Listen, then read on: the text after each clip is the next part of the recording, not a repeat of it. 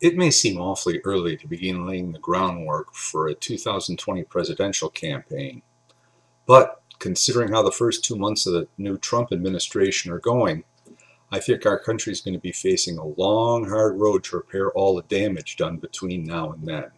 So, based on what we're seeing in Trump's first proposed federal budget, I'd like to offer a short list of specific goals, perhaps promises, of what would be included in my own first budget to offset the catastrophic priorities of Trump's budget were I to be elected in 2020.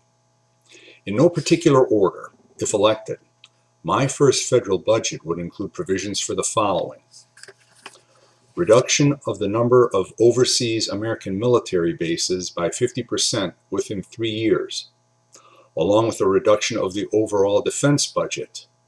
The savings would be earmarked for infrastructure and environmental projects. End entirely any subsidies currently offered to Walmart and other affiliated Walton family enterprises. 25% of those savings would be redirected to jobs training programs.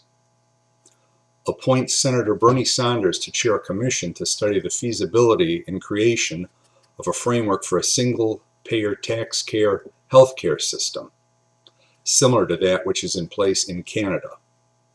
It's time for us to catch up to the rest of the world. End the DeVos voucher program. Restore all funds diverted to vouchers or other similar programs back to public education, as well as increasing funding for public education by 25%. End tobacco subsidies entirely, and increase federal taxes on tobacco products by the equivalent of $5 per pack to increase $1 each year for the following 4 years.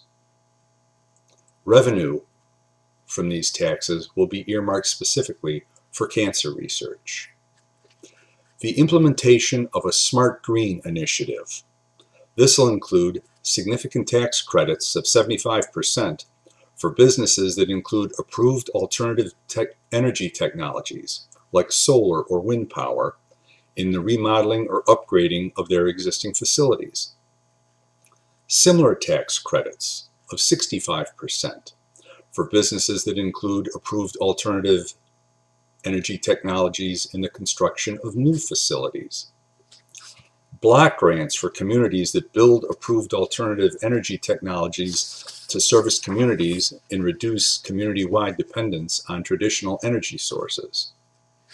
And taking steps toward the implementation of an updated version of Volunteers in Service to America or New Deal WPA type programs to provide education and job training benefits to enrollees.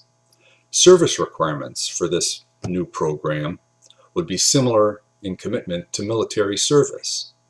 Volunteers will also complete a version of military basic training relative to the physical, nutritional, educational, and institutional requirements of that training. It's time to make America relevant again.